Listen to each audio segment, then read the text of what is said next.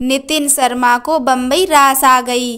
20 वर्ष पहले जब वह अपना गांव छोड़कर यहाँ आए थे तो यह शहर उन्हें बिल्कुल भी अच्छा ना लगा। बार बार यही सोचते थे कि कहाँ आकर फंस गया। हमेशा चारों ओर भागदौड़ मची रहती है, ना रहने को स्थान मिलता है, ना पीने को पानी। बिना परिचय के कहीं कोई काम धंधा भी नहीं मिलता। यह कोई बच्चों का खेल नहीं कि टिकट कटाए और यहाँ आ गए। मुंबई जैसे बड़े शहरों में जीव का उपार्जन सरल भी है और कठिन भी। शर्मा जी कारीगरी में कुशल तो थे ही, एक मित्र की कृपा से काम भी मिल गया। उन्हें थोड़ी बहुत राहत मिली, सिर छिपाने की जगह भी मिल गई। समझिए कि मुंबई ने उनकी तकदीर ही बदल दी।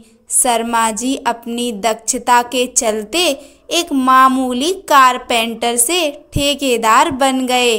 बड़ी बड़ी कंपनियों और बिल्डिंगों के ठेके लेने लगे। नितिन बाबू बड़े दयालु और परोपकारी थे। वह नेक और मृदुभाषी भी थे। क्रूरता और अपकार से उनका दूर का भी रिश्ता ना था, वरना उनकी तकदीर ही ना पलटती। सज्जन और धर्मनिष्ठ व्यक्ति का आदर सर्वत्र होता है। शर्मा जी को खूब शोहरत मिली। मंगलवार का व्रत तो रखते ही, गांव जाने पर सावन के महीने में खूब सत्संग और प्रवचन भी कराते। दिल खोलकर दान पुण्य करते। भिक्षुक भिक्षुओं को नाना प्रकार के भोजन खिलाते। दीन दुखियों की मदद करते। लोगों की सेवा और आगंतुकों का बड़ा आदर करते। वह मानव सेवा को परम धर्म समझते। लेकिन किसी भी तरह मनोकामना की पूर्ति ना हुई। पति पत्नी को मन मारकर रहना पड़ता। उम्र के 45 वर्ष बीत जाने से ऐसा लगने लगा कि दोनों प्राणी का जीवन निसंतान ही बीत जाएगा। वे बार बार यही सोचते कि का वर्षा जब कृषि सुखाने। शर्मा जी स्वयं अपने माता पिता के इकलौते पुत्र थे। ना कोई बहन और ना कोई भाई। विवाह हुए आज 25 वर्ष बीत गए, पर अभी तक औलाद का मुंह देखना नसीब ना हुआ। पुत्र की लालसा अधूरी ही रही। उन्होंने सैकड़ों उपाय किए, लेकिन तकदीर में ना जाने क्या लिखा था कि बगीचे में एक भी फूल ना खिला। शर्मा जी की पत्नी अनुराधा जब अपने भाग्य को कोसती तो शर्मा जी बार बार यही कहते, सुनते हैं ईश्वर जो करता है सदैव ही ठीक ही करता है। उसके घर देर तो होती है पर अंधेर नहीं। वह सर्वव्यापी है, सबकी खबर रखता है। हो सकता है हमसे ही किसी मोड़ पर कोई भूल चूक हो गई हो। धैर्य रखो, सब ठीक हो जाएगा। एक ना एक दिन ईश्वर हमारी प्रार्थना अवश्य सुनेगा। पत्नी हर बार यही दोहराती, संतान के बिना तो अपनी दुनिया ही अंधेरी लगती है। योग्य पुत्र कुल दीपक होता है, उससे माँ बाप का नाम रोशन होता है। निसंतान का जीवन भी क्या कोई जीवन है। बच्चों की किलकारी गूंजने से दिन भर की थकान दूर हो जाती है। अब मुझसे सहन नहीं होता। बुढ़ापे में हमारा सहारा कौन बनेगा। बाल बच्चे होते तो बिना पैसों के भी ठीक था। ठेकेदारी के पैसे तो एक दिन खत्म ही हो जाएंगे। शर्मा जी का पुश्तैनी मकान बहुत पुराना था। उनके माता पिता की मृत्यु के बाद उसने भी जवाब दे दिया। सावन की तेज और मूसलाधार वर्षा में सारा मकान ढह गया। अब वह मकान नहीं बल्कि एक खंडर में बदल गया। उस समय घर से बाहर ना होते तो पति पत्नी उसके ढेर में दफन ही हो जाते। शर्मा जी संतानहीन होने से मकान बनवाना फिजूल खर्च समझते थे। पति पत्नी का मन बुझा बुझा सा रहता, इसलिए एक छोटी सी झोंपड़ी बनाकर गुजारा करने लगे। किंतु एक देवालय बनवाने के विचार में थे। वे बरसात बीतने का इंतजार कर रहे थे। धीरे धीरे वर्षा ऋतु खत्म हुई। आसमान बिल्कुल साफ हो गया। अगहन का महीना आ गया। रवि की फसलों की बुआई जोरों पर थी। कुछ दिन बाद चारों ओर हरियाली ही हरियाली दिखाई देगी। फिर खेत लहलहाएंगे। धीरे धीरे सर्दी का मौसम आ गया। झींगुर और मेंढकों ने शोर मचाना बंद कर दिया। फसल तैयार होने पर किसान खुशी से झूम उठेंगे। अचानक एक दिन शर्मा जी की पत्नी अनुराधा ने इतराते हुए उनसे कहा, क्यों जी, इस झोंपड़ी में कब तक पड़े रहेंगे? जगह ना होने से किसी मेहमान के आने पर शर्मिंदा होना पड़ता है। इधर सर्दी भी बढ़ने वाली है। अब तक तो जैसे तैसे बीता, पर आगे क्या होगा? अतः 2-4 कमरे तो बनवा ही लीजिए। पत्नी की कटाक्षयुक्त बातें सुनकर शर्मा जी बोले, अरे वाह, क्या बात है अनुराधा, आज तुम्हें क्या हो गया है? कैसी बहकी बहकी बातें कर रही हो? वर्षा तो कब की जा चुकी है, अब तक तुमने एक बार भी मकान का जिक्र नहीं किया। झोंपड़ी में ही जीवन गुजार देने का निर्णय आज अचानक बदल कैसे गया? तब अनुराधा ने कहा, अरे अपने लिए ना सही, मेहमान के लिए तो बनवाना ही होगा। नितिन बाबू बोले, वह भी यहीं रहेगा। जिसका इतने दिनों से इंतजार था वह आया ही नहीं, तो दूसरों के आने जाने से क्या फर्क पड़ता है? देखो, तुम्हारी कष्ट में निराशा देखकर मेरी भी लालसा मर गई। अब मेरी कोई इच्छा नहीं। ईश्वर को जब यही मंजूर है तो ऐसे ही सही। यह सुनकर अनुराधा बोली, अजी आप बड़े भोले हैं, कुछ समझते ही नहीं। अरे मैं अन्य किसी की बात नहीं कर रही, मैं तो आने वाले नए मेहमान की बात कर रही हूँ। आप तो इतना भी नहीं। 3रा महीना मेरा दिन। अनुराधा की पहेली जैसी बातें सुनकर शर्मा जी झुंझलाहट के साथ बोले, इतने दिनों के बाद तुम मेरे साथ ऐसा मजाक क्यों कर रही हो? उन्हें पत्नी की बातों पर यकीन नहीं आ रहा था। इसमें उनका कोई दोष भी ना था।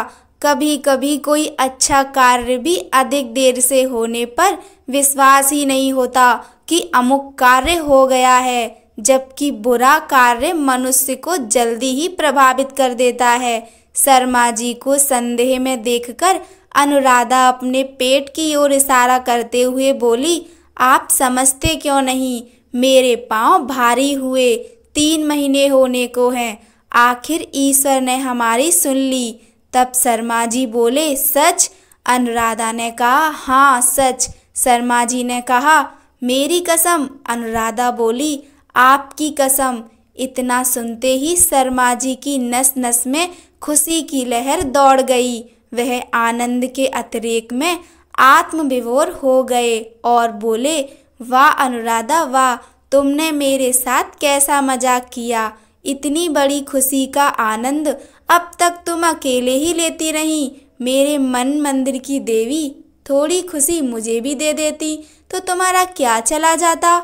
इतना कहकर शर्मा जी ने अनुराधा के कपोलों को चूम लिया। अनुराधा बोली, अरे नाराज क्यों होते हो? बुजुर्गों का कहना है कि जब तक कार्य पूरा ना हो किसी से मत कहो। शर्मा जी बोले, तो लो, कल से ही मकान शुरू। हम अभी थवई और मजदूर कहे आते हैं। शर्मा जी औलाद की खुशी से इतने गदगद हुए कि फूलों नहीं समा रहे थे। अगली सुबह राजगीर ने जमीन की पैमाइश करके सारा सामान और खर्च बता दिया।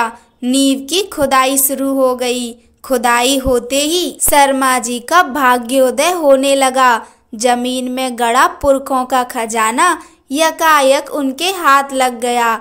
2 मटके चांदी के और 1 सोने का। आम के आम, गुठलियों के दाम। मोहरों और सिक्कों से भरे मटकों को देखकर मजदूरों की आंखें फटी की फटी रह गईं। शर्मा जी इतने मालामाल हुए कि पड़ोसियों को उनसे द्वेष होने लगा। इतना माल असबाब देखकर सबकी नींद उड़ गई। शर्मा जी और शर्माइन अपने अनमोल रत्न के आने की प्रतीक्षा में थे। उनके लिए एक एक दिन एक एक वर्ष जैसा लग रहा था। कुछ दिन बाद फसलें किसान के घर आने लगीं। शर्मा जी के आंगन में एक सुंदर सलौना बालक आ गया। सौभाग्य से गर्भस्थ शिशु ने पुत्र के रूप में जन्म लिया। पति पत्नी अपने नए उत्पादन को देखकर मुग्ध हो गए। शर्मा जी का चेहरा सूर्य की भांति प्रकाशमान हो गया। वह बोले, देर से आया दुरुस्त आया। उसे पाकर पति पत्नी निहाल हो गए। दोनों प्राणियों ने सलाह करके नवजात शिशु का नाम धनीराम रखा। धीरे धीरे उनके दौलतमंद बनने की खबर हवा की तरह चारों ओर फैल गई। दुर्भाग्य से यह खबर डाकुओं के एक गिरोह तक भी पहुंच गई। तब डाकुओं के सरदार ने उनके पास एक पत्र भेजा जो इस प्रकार था, प्यारे नितिन शर्मा जी, पुत्र रत्न के लिए बहुत बहुत बधाई। माँ काली रामधनी को चिरंजीवी रखें, वह सदा सुखी रहें। आपकी खुशी में हमारा डाकू गिरोह भी शामिल होना चाहता है, पर धरती की गोद से आपको जो खजाना मिला है उसमें हमारा भी हिस्सा है, इसलिए हम तारीख को आपके पास आ रहे हैं। पत्र पढ़ते ही पति पत्नी के होश उड़ गए। अनुराधा का फूल जैसा खिला हुआ चेहरा मलिन हो गया। वह बोली, नाथ कुछ कीजिए, चोर डाकुओं का क्या भरोसा, क्या कर गुजरें। नितिन बाबू बोले, ठीक है, तुम जरा धैर्य रखो, मैं पुलिस का बंदोबस्त करता हूँ। कोतवाली पुलिस थाने में इतला दे दी गई। पुलिस आई और रात दिन पहरा देकर अपनी ड्यूटी निभाई। कोई नहीं आया, बात आई गई हो गई। तब पुलिस ने शर्मा जी से कहा, आप इतनी जल्दी घबरा गए और हमें नाहक ही हलकान किए। आपके गांव के ही किसी व्यक्ति ने द्वेषवश आपको परेशान करने के लिए शरारत की है। ऐसा सुनते ही पति पत्नी भी बेफिक्र हो गए। कुछ दिन के बाद डाकू मंगली ने दूसरा खत भेजा, शर्मा जी, बड़े अफसोस की बात है कि हम उस दिन ना आ सके। अब हम डैश तारीख को अवश्य दर्शन देंगे। डाकू जबान के धनी होते हैं। पुलिस को फिर सूचना दी गई, वह नहीं आई।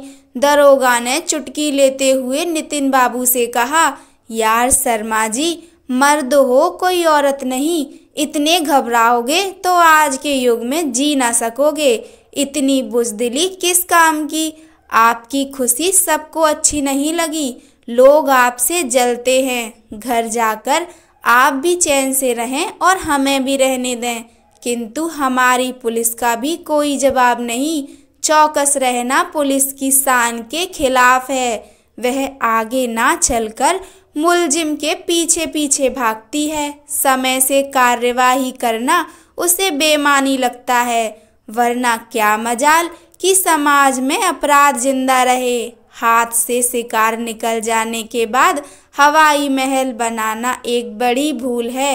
दरोगा ने कहा, शर्मा जी सुनिए, पुलिस डाकुओं को जीवित न जाने देगी। पुलिस को चकमा देना इतना आसान नहीं जितना लोग समझते हैं। लोगों की यह सोच गलत है। डाकू सरदार यही तो चाहता था कि पहले घर वालों का साहस तोड़ो, पुलिस को एक आध बार परेशान करके लापरवाह और कर्तव्यहीन बना दो। सबके निश्चिंत होते ही अपनी दाल आसानी से गलेगी।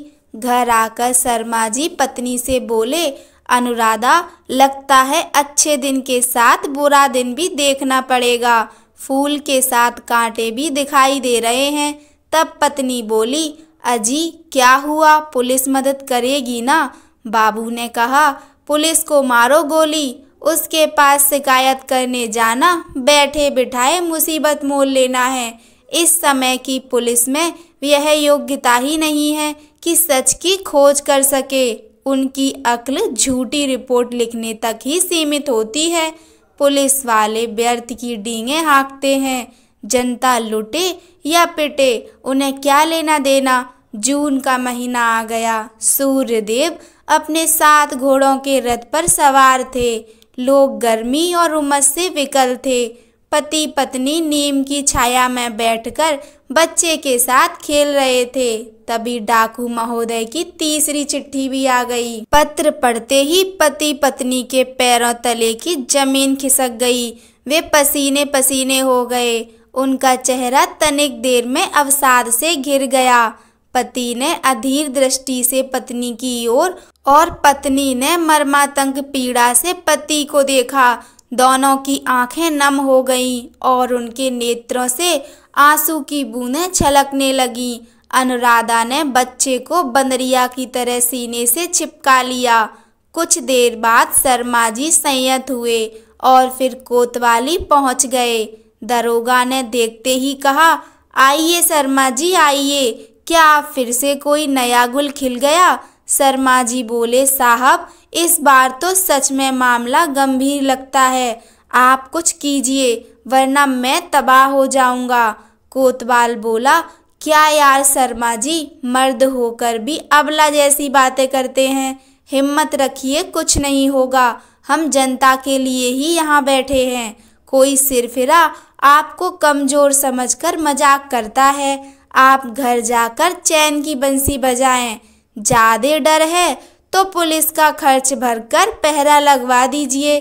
शर्मा जी बोले, कोई बात नहीं साहब, आजीवन एहसान मानूंगा। सरकारी खर्च पर ना सही, मेरे खर्च पर ही पुलिस का कल बंदोबस्त अवश्य करें। उसके बाद पुलिस आई जरूर, पर अपनी आदत के अनुसार लापरवाही बनी रही, केवल खाना पूर्ति करती रही।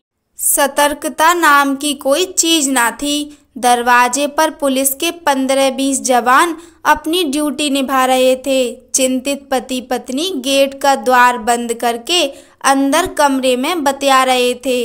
बच्चा बगल की खाट किलकारियां मार रहा था। उस समय उनकी दशा बिल्कुल वैसी ही थी जैसे तूफान में फंसे जहाज के यात्रियों की होती है। भय का साया सिर पर मंडरा रहा था। ठीक 12 बजे एक हट्टा कट्टा जवान हाथ में फलों की टोकरी लेकर आया।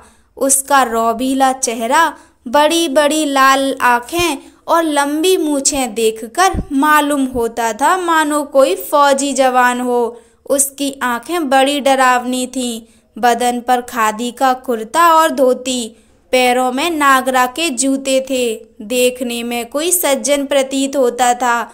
आते ही पुलिस अधिकारी से मुखातिब होकर बोला, IM CID इंस्पेक्टर, ये मेरे बहन बहनोई हैं। डाकुओं के आने के बारे में सुना तो चला आया।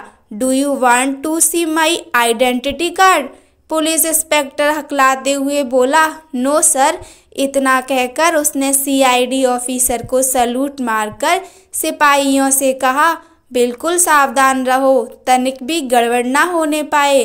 तब CID ने कहा, अच्छा इंस्पेक्टर, मैं जरा भांजे से मिलकर आता हूँ, आप लोग कड़ी निगरानी रखें। दरोगा बोला, ओके सर, हम सजग हैं, शिकायत का मौका ना देंगे।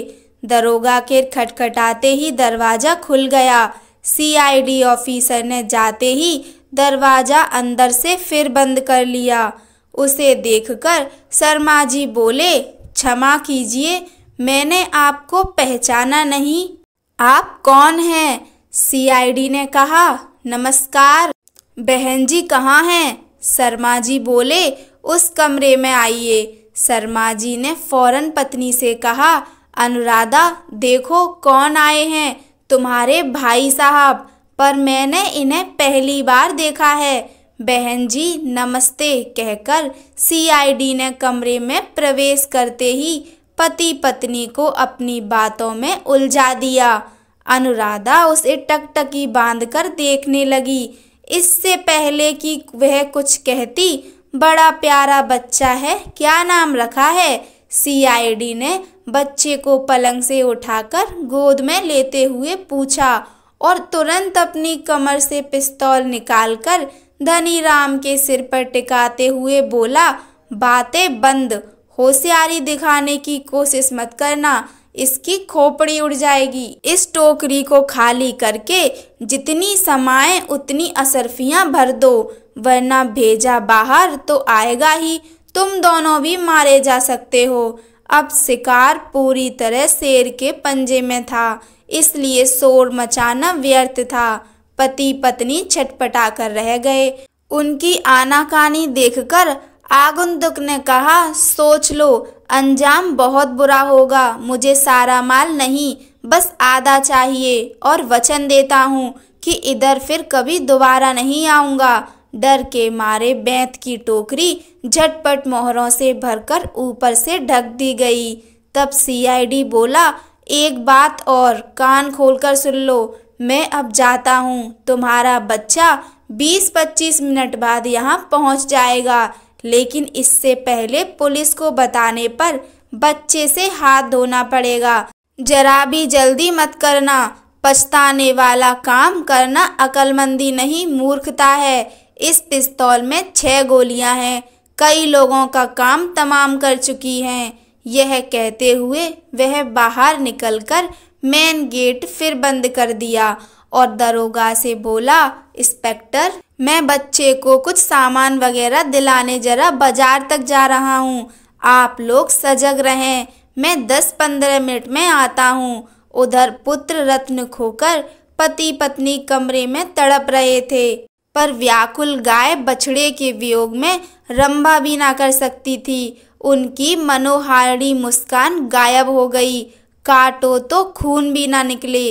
सीआईडी के एक हाथ में सोने से भरी टोकरी और बाएं पर बच्चा था। मोड़ के पास जाकर उसने बच्चे को तौलिया बिछाकर सूनी सड़क के किनारे लिटा दिया और वहां खड़ी अपनी जीप में बैठकर साए से भाग गया।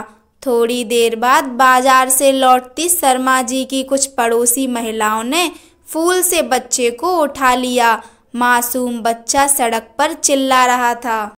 महिलाएं रामधनी को लेकर शर्मा जी के घर पहुंची तो पुलिस वाले एकदम सख्ते में आ गए। सबने अपनी अपनी संगीनें संभाल ली। तभी दरोगा ने औरतों से कहा, ठहरो, आगे मत बढ़ना, गोली मार दूंगा। स्त्रियों में एक वृद्धा भी थी। दरोगा की बात सुनते ही बुढ़िया बिगड़ गई और बोली, क्यों साहब, गोली क्यों मारोगे? आए बड़े गोली मारने वाले। अरे, पति पत्नी को बाहर बुलाओ और पूछो कि क्या यह बालक उनका ही है। इतने में दरोगा बोला, देखो, मुझे धोखा देने की कोशिश मत करो। मेरा नाम ठाकुर ब्रह्म सिंह है। मुझे धोखा देना कोई बच्चों का खेल नहीं। यह पहरा डाकुओं के लिए लगा है। अपनी चाल कामयाब ना होते देखकर तुम जैसी बुड्ढी को मोहरा बना दिया उन्होंने। यह सुनते ही बुढ़िया बोली, क्या ये औरतें तुम्हें चोर डाकू नजर आ रही हैं? अरे, आँख है या बटन, तुम्हारी तो मति मारी गई है। इतने में शोरगुल सुनकर शर्मा जी बाहर निकले। वह कलेजे के टुकड़े जैसे अपने बच्चे को पाकर अपना सारा दुख भूल गए, लेकिन लुट जाने का गम छिपा न सके। उनके मुंह से एक सर्द आह निकल गई। पीछे से उनकी पत्नी भी आ गई और दरोगा से बोली, साहब, जिसे रोकना था, जब उसे नहीं रोक सके तो इन्हें मत रोकिए। अब आप भी वापस जाइए, हम सब लुट गए। वह ना ही सीआईडी था और ना मेरा भाई, वह खूंखार डाकू था। अनुराधा के स्वर में करुणा और व्यथा की तीव्र खटक थी। वह पुलिस वालों से बोली, आप लोगों ने खूब ड्यूटी निभाई, आपकी पहरेदारी में भी हम बर्बाद हो गए। यह सुनते ही दरोगा ने तत्काल डकैत का पीछा किया, पर तब तक वह चौराहा पार करते ही छूमंतर हो चुका था। पहरे पर तैनात पुलिस हाथ ही मलती रह गई। चिराग तले अंधेरा होता है, यह साबित हो गया। कहानी सुनने के लिए आप सभी का धन्यवाद। जय श्री राम।